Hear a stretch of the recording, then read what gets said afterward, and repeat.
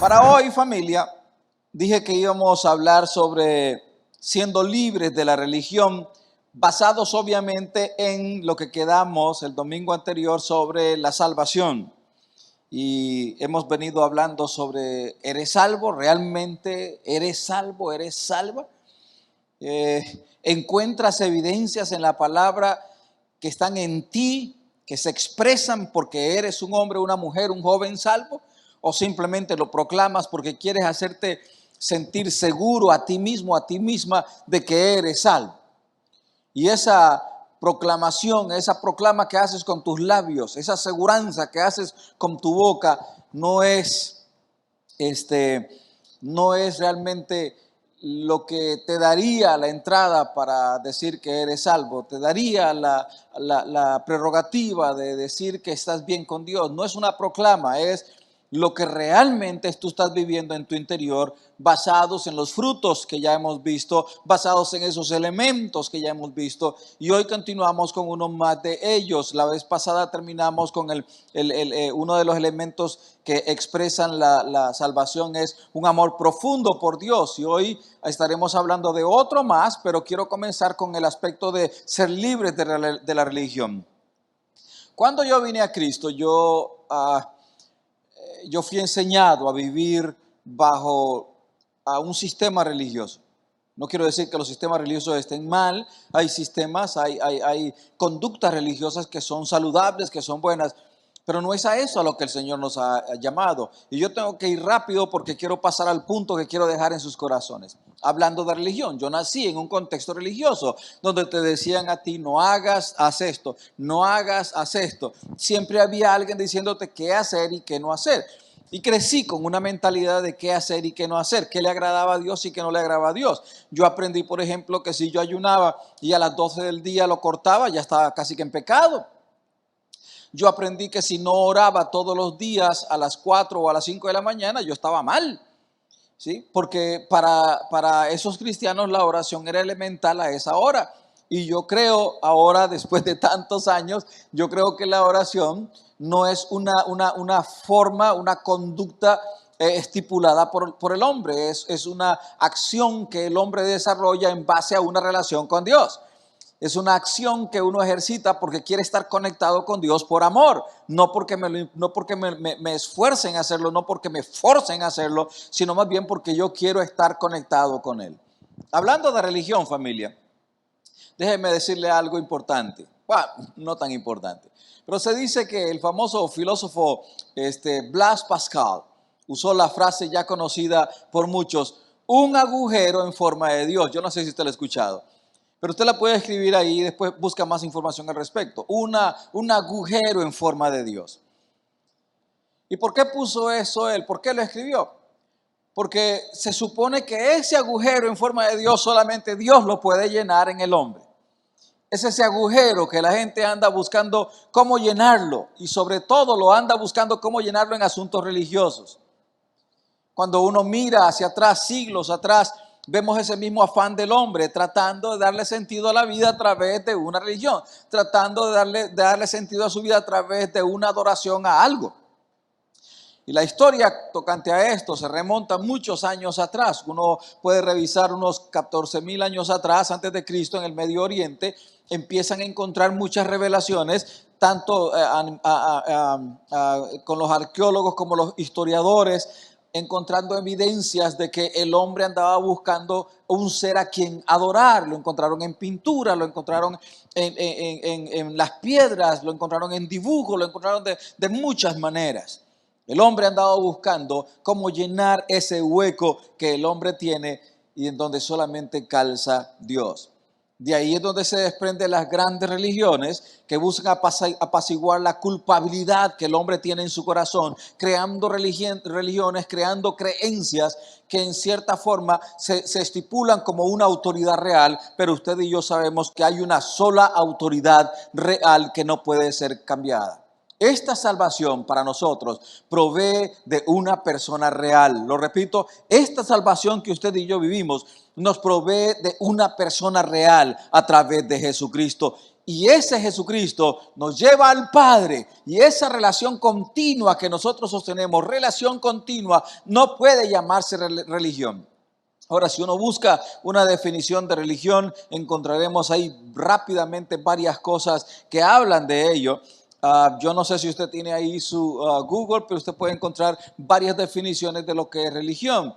Y ciertamente algunas de ellas dicen que es la fe puesta en una persona, la fe puesta en una adoración hacia un ser supremo.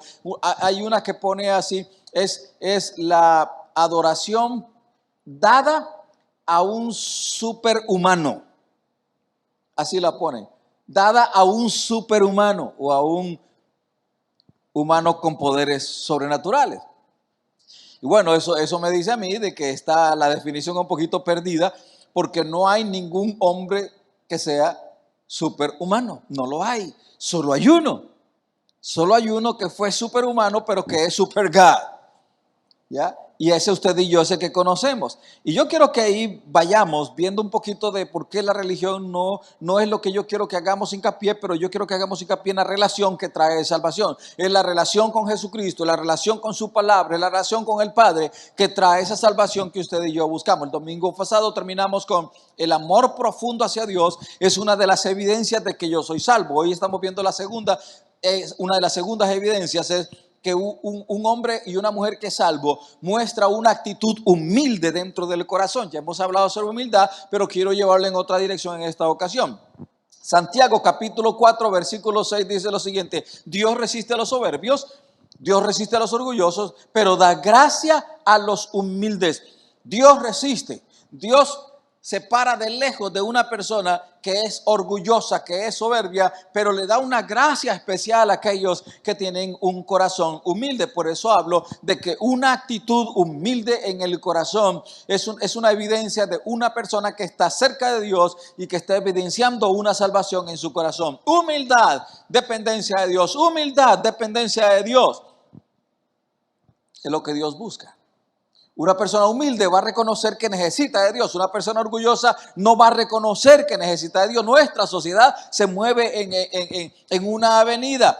Somos orgullosos, no creo necesitar a Dios. Una persona sencilla, no orgullosa, una persona humilde, sabe que necesita de Dios para sus debilidades e incluso para sus fortalezas ser bien dirigidas, y entonces camina cerca tomado de la mano de Dios. Filipenses capítulo 2 versículo 3 nos hace ver a esa persona humilde. Dice así: nada hagáis por contienda o por vanagloria, antes bien con humildad, dice el pasaje de Filipenses 2:3, estimando cada uno, me gusta esa parte, estimando cada uno a los demás como superiores a sí mismo.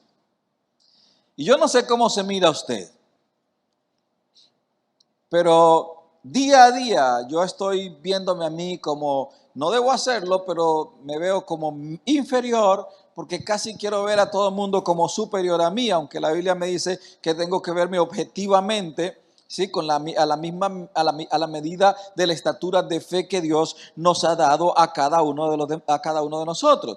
Entonces, Filipenses 2:3 nos dice que no hagamos nada por vanagloria, por contienda, sino que con humildad nosotros podamos ver a los demás como superiores a nosotros mismos. Y somos dados nunca a ver a los demás como superiores. Normalmente vemos a los demás como con un poquito menos. Y nosotros queremos sacar un poquito así como el cuello para vernos superiores a los demás. Yo no sé, pero yo creo que el Espíritu Santo ha puesto en mí el hecho de que no mire a los demás como superiores. Y hoy vamos a entrar en un pasaje que es poderoso y que nos habla rápidamente, porque tengo poco tiempo, sobre este aspecto de la humildad. Ahora, Lucas capítulo 19, versículos 9 hasta el 4, del versículo 9 hasta el 14, perdón. Vamos a leer ahí. Vamos a ir detenidamente. Y nos encontramos con la parábola del fariseo y el publicano. Póngale atención a esto, porque y espero en el Señor que conforme voy hablando, mírese a usted mismo en el espejo de la palabra. O más bien, mirémonos en el espejo de la palabra. Yo he estado viéndome ahí una y otra vez en este espejo de la palabra. Dice así: a unos que confiaban en sí mismos como justos, a unos que confiaban en sí mismos como justos. ¿Cuál sería el pasaje que usted aplicaría ahí para esa parte de algunos que se miran a sí mismos como justos? ¿Cuál sería el pasaje? Yo lo dije el domingo anterior. ¿Cuál sería? Cuando la Biblia dice que no hay justo ni aún uno. ¿Se acuerdan de ese pasaje? Romanos capítulo 3, versículo 10. Nos habla de ese pasaje. Y en esto que estamos viendo aquí nos encontramos con una parábola que dice, a unos que confiaban en sí mismos como justos, ¿y qué hacían? Y miraban y menospreciaban a los otros, dijo también esta parábola. Entonces, ya tengo aquí a alguien, o tenemos a algunos que se miraban como superiores a los otros y a los otros los miraban con menosprecio. ¿Cuál era la razón de ellos verse como tal, como superiores y mirar a otros inferiores? Bueno, seguimos leyendo la parábola y nos encontramos con el asunto de la presentación en el templo. Dice así: dos hombres subieron el templo a orar. Dos llegaron al templo a orar. ¡Ja! Uno era fariseo y el otro era publicano. Cuando nosotros analizamos un poquito de la historia, nos encontramos que el publicano era aquel que le tocaba incluso ir a recoger, ¿cómo le llamaban? Ir a recoger los taxes. Este hombre era un tax collector, como le llaman algunos, ¿no? Y luego tenemos al fariseo, que era el tipo santulón de aquel entonces. Se conocían la ley al revés, al derecho. Se dice en la historia que en aquel entonces habían por lo menos unos, no sé si eran 600 fariseos más o menos, habían como 600 fariseos en aquel entonces, y ellos se creían superiores a todos los demás porque eran escrutinarios de la ley de Dios, se sabían la palabra al revés y al derecho. Ellos eran así como los protectores de la palabra de Dios. Cuando alguien quería hacer referencia a los fariseos eran así como la tapa del perol religioso. Se la sabían al revés y al derecho. Hoy en día tenemos ese tipo de gente que se cree en la tapa del perol en asuntos religiosos. Si quieren poner en orden a toda la iglesia del Señor, a toda. No solamente la de ellos, ellos quieren tomar la del otro, la del otro, la del otro. Ellos son la tapa del perol, ellos son los mejores. Terrible, ¿no? Es terrible.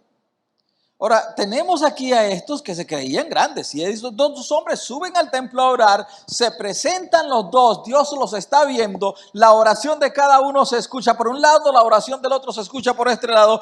Dice así: uno era fariseo, el otro publicano. Publicano es el tipo de hombre que si llega a la iglesia y usted le vuelve a ver, usted dirá: ay, no, me tocó sentarme al lado de ese. No lo dirá, lo pensará. Ay, qué pereza, me tocó estar ahí. Me tocó estar a la par de ese pecador. Comparar. Lastimosamente los hombres se dan a esa tarea.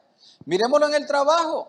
Como cristianos, yo incurrí en ese error. Yo me acuerdo a la primera fábrica que yo fui a trabajar acá, hasta después el Espíritu Santo empezó a redarguirme sobre mi actitud, porque habían dos bellas damas, no voy a obviar los detalles, habían dos damas que eran cristianas y había un montón de gente alrededor de ellos, una fábrica inmensa, y me tocaba estar en la línea contra la máquina, tratando de acomodar todas las cosas para que la máquina funcionara. Y me acuerdo que los que estaban a ese lado hablaban mal de las dos cristianas, y yo decía para mis adentros: ¿quién sabe qué tipo de testimonios estas cristianas están dando? Y empecé a juzgarla en mi corazón. ¿Cómo es posible que el nombre de Cristo esté siendo vituperiado por la presencia o por la forma de vida de estas dos mujeres? Y yo en mi corazón empecé a sentirme mejor que ellas.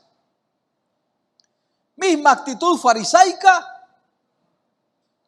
Nos creemos muchas veces mejor cuando realmente no lo somos. Porque el que justifica el corazón es Dios, no el hombre. Porque el que justifica el corazón es Dios, no yo a mí mismo. Es fácil justificarnos a nosotros mismos. Es difícil juzgarnos con la medida que Dios quiere que nos juzguemos. No lo hacemos. Somos dados a eso. Mírense en el trabajo. Qué bárbaro ese, ¿no? Toma y toma y toma. Gracias a Dios que yo soy cristiano. Y gasta todo su dinero en juegos, en apuestas. Wow, desde que yo vine a ser cristiano, mi dinero es bien administrado. Nos comparamos. Yo soy mejor que. Y Dios no nos ha llamado a eso. Dios nos ha llamado a mantener una posición genuina de humildad delante de Él y delante de los hombres. Amén, amén, amén, familia. Amén. Dios nos ha llamado a mantener una postura de humildad delante de Él y delante de los hombres. Amén. Gracias por sus amenes. El 11, versículo 11. El fariseo puesto en pie oraba consigo mismo de esta manera. Y hay versiones diferentes que lo han puesto así. Déjeme decírselo como dicen otras versiones, el versículo 11. Aquí dice, el fariseo oraba consigo mismo, consigo mismo. ¿Cómo es orar consigo mismo? ¿Sí? Estaba orando para sí, no para con Dios, solo para consigo. En otras palabras, su oración estaba centrada en el hombre, como hoy en día mucha gente ora, está centrada en sí. Otras versiones dicen así, oraba acerca de él. Wow. Otras traducciones lo dicen así, oraba acerca de él. No estaba orando acerca de Dios, no estaba orando acerca del prójimo, estaba orando acerca de él. Y otras versiones dicen, oraba para sí mismo. Entonces, no estaba orando para con Dios, sino orando para consigo mismo. Se estaba justificando a sí mismo. Se estaba, ¿cómo es la palabra esa que se usa en muchos lugares de sentir así como que yo soy muy? ¿Cómo es que es la palabra que usan algunos? ¿Muy qué? Muy salsa. El tipo oraba muy salsa para consigo mismo. ¿Cuál sería la otra? ¿Sí? Muy creído consigo mismo, muy cremoso consigo mismo. Wow, qué montón de expresiones encontramos ahora. Ahora, oraba para sí mismo, lo cual viene a ser el reflejo del hombre actual. En vez de acercarse a Dios despojándose de sí, más bien se presentan delante de Dios con una postura de justificación y satisfacción personal. Me siento satisfecho de quién soy en Dios. Gloria a Dios por lo que yo soy, porque ya no soy como aquel, ni soy como aquel otro, ni como ese hermanito religioso que llega a la iglesia todo el tiempo, la misma cosa. No hay cambio en él, no pasa nada en él. En cambio Dios, qué bien me siento en mi orgullo religioso. El fariseo puesto en pie oraba consigo mismo de esta manera: te doy gracias porque no soy como los otros hombres. No soy como los otros. Con toda humildad, ¿alguna vez usted no se ha sentido así? Como usted dice, te doy gracias, Señor, porque no soy como. Honestamente, hagan así, como no hagan nada. Todos hemos estado ahí, donde nos creemos mejor que otros, espiritualmente hablando. Pero este bandido no solamente dijo, porque no soy como los otros hombres, yo no soy como las otras mujeres, gloria a Dios, no soy como esa mujer chismosa, yo no soy como esa chismosa, yo no soy como esa que ahí le anda ahí echándole cuentos a los otros, yo no soy como esas. Pero no solamente se queda ahí, sino que dice, no soy como los otros hombres que son ladrones, que son injustos, que son adúlteros, y ni aún como este publicano. Pobre publicano, ¿qué culpa tenía? Porque tenía su trabajo, tenía que ir a recoger los taxes, le tocaba hacerlo, no le quedaba de otra. Luego el hombre sigue diciendo, ayuno 2 veces a la semana. Por favor, no cuente cuántas veces usted ayuna. No lo cuente. La historia que yo les he contado, pero no ha sido grabada, así que esta va a ser grabada. Ya se la sabe y seguro va a decir, otra vez, pastor, la va a contar. Sí, la va a contar para que quede grabada. Yo me acuerdo que en una ocasión estábamos en el centro de restauración para mujeres con sus niños. Y me mandaron un hombre, un ministro de Panamá, y para que les diera una palabra devocional a las mujeres y a los niños. Y se sentó a la par mía el hombre y empezó a hablar con otra persona que estaba al lado mío. Y me acuerdo que yo escuché lo que él dijo. No, yo acabo de salir de 40 días de ayuno y oración, decía él. Y qué tremenda experiencia. Pero yo no estaba realmente prestándole atención a él porque tenía otra persona. Pero él como que se dio cuenta de que yo no le estaba prestando atención totalmente. Y entonces se volvió para donde yo estaba y me dice, es que no sabes que yo acabo de ayunar 40 días. ¿Sí? Y yo para mis adentros dije, ya tiene el fruto de sus 40 días de ayuno. Porque estaba proclamando, obras de justicia supuestamente, cuando no es así. Así que aquí tenemos al hombre proclamando cuántas veces ayunaba, y también aquel dice, doy diezmo de todo lo que gano. De eso, a mí me gusta tener miembros así. Doy diezmo de todo. Pero tenemos al otro, que es la contraparte. Por eso digo, un fruto, una característica de un hombre salvo, de una mujer salva, es aquella que camina en humildad, porque la humildad nos acerca a Dios, el orgullo nos aleja de Dios.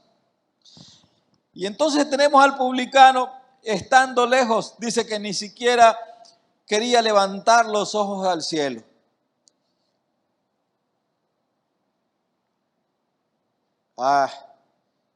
Me ha tocado llegar ahí tantas veces que me da pena levantar mis ojos al cielo con humildad.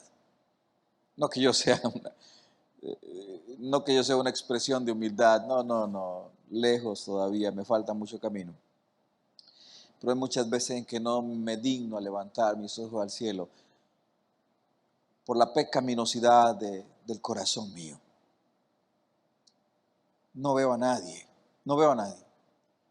Me veo a mí mismo delante de Dios y veo la pecaminosidad. Y está el hombre y dice que se golpeaba el pecho. Y se acuerdan en la iglesia católica que nosotros decíamos, por mi culpa, por mi gran culpa, decíamos.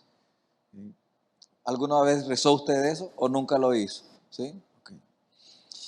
Dice que se golpeaba el pecho y decía, Dios, sé propicio a mi pecador. Sé propicio, no decía más, sino que sé propicio a mi pecador. En otras palabras, no podía decir más, nada más estaba diciendo, soy pecador, soy pecador, soy pecador. Y el Señor Jesús les pregunta, les dice más bien, os digo que éste vino a ser justificado. Porque cualquiera que se enaltece será humillado y el que se humilla será levantado. Y la Biblia también dice que antes de la caída,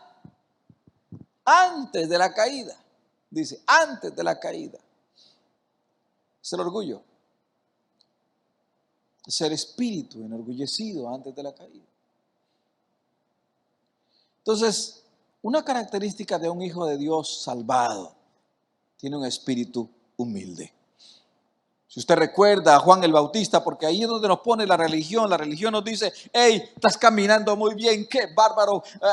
Uno escucha, miren, yo dejé de ver todo eso, ¿no? La gente que me mandaba videos y que me mandaba links y me decía, ay, pastor, mire, este niño se sabe cuántos versículos de la Biblia, otro niño se sabía todas las características del Señor Jesús, desde el Génesis hasta el Apocalipsis. Y uno después pregunta, ¿y dónde están esos? Y ahora andan en el mundo, y andan en un montón de cosas. ¿Cuánta Biblia se sabe? Gente de verdad que sabe. Yo familia, me pongo a comparar a lo mejor con alguien y yo digo, me hace falta demasiado, aun cuando he estudiado en el seminario. No me sé la Biblia, mis amados, me hace falta mucho en conocerla. Sigo descubriendo cosas que aunque las he pasado por ahí, no las he logrado ver con los ojos que Dios quiere que la vea. Yo quiero eso. Yo quiero ser humilde delante de Dios a través de su palabra para agradarlo a Él y no para agradar al hombre. Recordamos entonces a Juan el Bautista. No era un hombre religioso. Dice la Biblia que no comía ni bebía. Su comportamiento era diferente a los de las religiones y la cultura del entonces. ¿Y quiénes fueron los que empezaron a criticar a Juan el Bautista? Fueron nada más que los fariseos y los escribas. Y lo juzgaron y decían ellos, este tiene demonio. Vea la historia de Juan el Bautista. Los religiosos cuestionaron el estilo de Juan, el estilo de vida de Juan, que no era nada religioso. Siempre los religiosos, siempre aquellos que creen tener la tapa de la revelación, de la expresión de Dios a través de su palabra, son aquellos que van a criticar todo lo demás. Y cuando hablo de criticar, mis amados hermanos, está bien que nosotros juzguemos lo que está sucediendo, juzguemos la palabra que se está dando, pero no que critiquemos al tipo, al individuo, por lo que está haciendo o diciendo. Tengo que ser tan cuidadoso con ello. Así que mis amados hermanos, tenemos que tener en cuenta con ello. La religión no nos hace nacer de nuevo. Óigalo bien, la religión nunca nos hará nacer de nuevo. Hay una historia que ustedes se conocen. Se las hemos enseñado a los niños. Hay varias historias. Por ejemplo, si yo le pregunto a Abby, una de las historias que tú te sabes desde niño que te enseñaron puede ser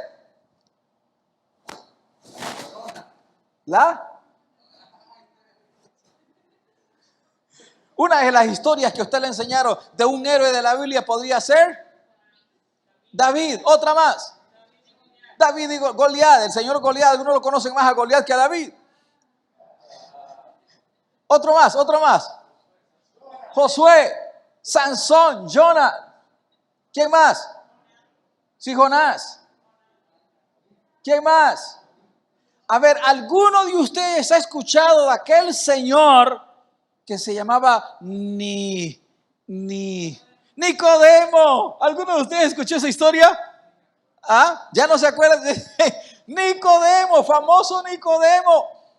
Y él viene de sí, claro, el famoso Noé. Bueno, quedémonos con Nicodemo, porque nosotros encontramos que Nicodemo también fue uno de los que quiso encontrar gracia con el Señor, uno de los más religiosos también de aquel entonces, pero la palabra dice que Dios, más bien el Señor Jesús le dice una expresión: te es necesario nacer de nuevo. En otras palabras, la religión no nos hace nacer de nuevo. Tremendo. Otra vez se lo digo, la religión no nos hace nacer de nuevo. No nos hace. La religión nos da un sistema de normas y conductas a seguir, pero no nos hace nacer de nuevo. Lo que nos hace nacer de nuevo es nuestro encuentro con el Señor Jesucristo a través de su palabra, y entonces yo soy libre. Por eso la Biblia dice: a libertad os he llamado, solamente que no uséis la libertad como ocasión para la carne. A libertad, ¿en quién? En Cristo. Si la verdad os libertare, seréis verdaderamente libres. Me encanta eso. Juan 3:3 dice: respondiendo Jesús le dijo a Nicodemo, de cierto te digo, el que no naciere de nuevo, dígalo conmigo, no puede ver el reino de Dios. En otras palabras, si no naces de nuevo, no puedes entrar al reino, no eres salvo. ¿Están conmigo? No eres salvo, punto. Si no naces de nuevo, no eres salvo. No estoy hablando de conocimiento. Nicodemo tenía conocimiento, era un religioso. Se sabía la ley al revés y al derecho. Pero si no naces de nuevo, y aquí viene la tremenda parte, familia. Nacer de nuevo. Digamos que hoy nació don Alex Cortés. Hoy nació. Y la mamá va a tomarse el tiempo para enseñarle a Alex Cortés. Ahora vamos a decir que Vivi es su mamá. Vivi va a enseñarle a su hijo, a Alex Cortés. ¿Qué es lo primero que va a enseñar Vivi a Alex? ¿Qué es lo primero? Vivi, ¿qué le enseñarías a ese niño? ¿Qué le enseñarías? No. ¿Qué le enseñarías primero? Toda mamá sabe qué es lo primero que le enseña a un niño. ¿Qué es? Esta mamá no se pone de acuerdo. La más experimentada, ¿qué es, mi hermana? Mi hermana Rubí. ¿Ustedes saben que los niños no necesitan enseñarles a comer? ¿A un bebé no es necesario? Desde que nacen ya intuitivamente, hasta que encuentran dónde colgarse. ¿Verdad que sí? ¿O usted le enseñó? No, intuitivamente. Bueno, lo que le está diciendo, hey Nicodemito, tienes que nacer de nuevo. Y cuando naces de nuevo, el Espíritu Santo te dará las maneras para que tú crezcas.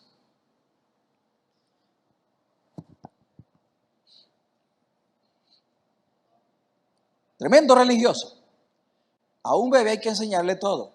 Hay gente que viene a Cristo y no quieren ser enseñados, no quieren ser dirigidos. Y es un error terrible. Religioso, tremendo. Y el Señor le dice, de cierto te digo, el que no naciere de nuevo no entrará, no puede ver el reino de Dios, no puede. Por eso es necesario que tengamos la actitud de nacer de nuevo.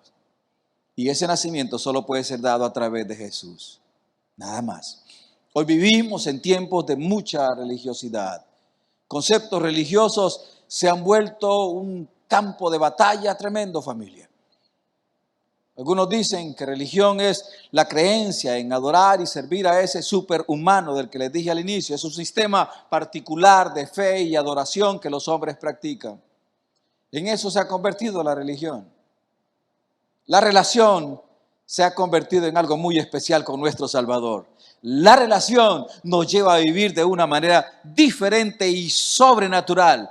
La relación con nuestro Salvador nos hace ver el mundo desde una perspectiva diferente. La relación con el Señor nos hace ver a los cristianos, a los hijos de Dios de una manera diferente. La relación con nuestro Dios hace que nuestra familia tenga otro sentido. La relación con nuestro Dios nos lleva a mirar la adoración hacia alguien que es realmente, que es alguien que está vivo realmente y que no es una falacia, que no es una caricatura. La relación con Dios nos hace levantar nuestras manos al cielo y nuestro corazón al cielo con humildad y sencillez y reconocer que no puedo yo vivir para mí mismo, antes debo vivir para Él. Eso es lo que hace la relación con Dios. La religión, en cambio, se ha vuelto un campo de batalla. Y voy terminando, familia. Un campo de batalla entre los calvinistas y los arminianos. Lastimosamente así es. Y me duele saber, y me encanta todavía entender que cuando hacemos nuestros viajes misioneros, podemos servir a iglesias bautistas y podemos servir a iglesias presbiterianas sin entrar en conflictos con la doctrina que ellos practican, porque lo único que llevamos en mente, aleluya y gloria a Dios, es el evangelio de Jesucristo, nuestro Salvador y Redentor. Amén a eso, y siempre será ello. Y doy gracias a Dios por mi pastor que me enseñó en su momento a solamente hablar del evangelio. En la iglesia predicamos de otras cosas, pero cuando salimos de nuestros viajes misioneros, el centro de lo que nosotros hablamos es Jesús. Esa es nuestra dicha, es nuestra bendición.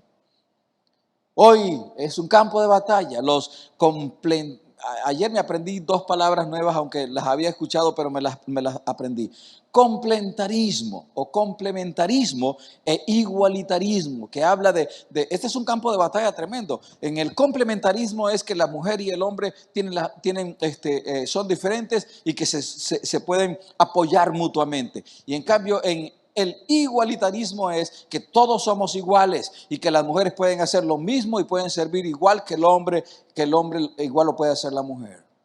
Hay una pugna terrible en el mundo cristiano y no es nada nuevo, mis amados. Cuando yo empecé en el cristianismo, yo me acuerdo uno de los primeros retiros a los que me llevó mi pastor, sacaron como 2 horas para dialogar y para disertar sobre si la mujer podía predicar o ser pastora. Años atrás, ya eso era un problema. Hoy se ha incrementado. Carismáticos contra los sensacionalistas. Es otro ámbito de religión que está terriblemente afectado hoy en día. Católicos contra protestantes. El ámbito de la religión, mis amados hermanos, es un campo de batalla.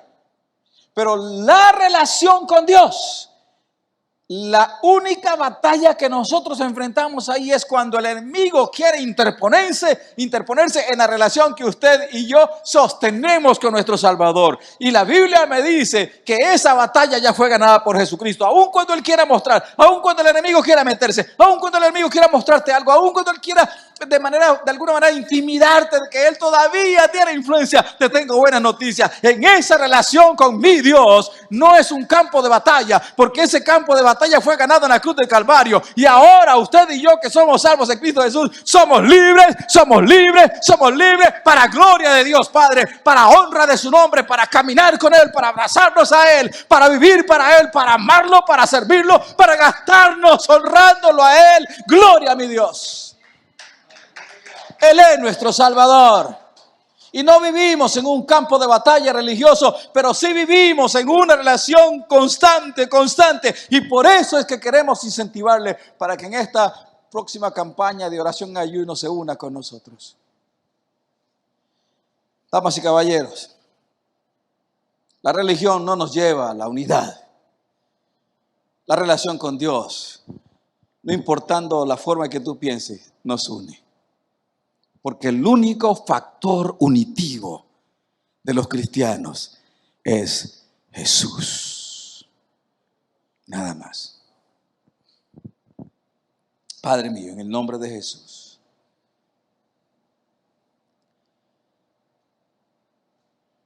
ayúdanos, mi Dios. Ayúdanos a cambiar la actitud que vimos en este fariseo. Ayúdanos a tener la actitud que tenía el publicano.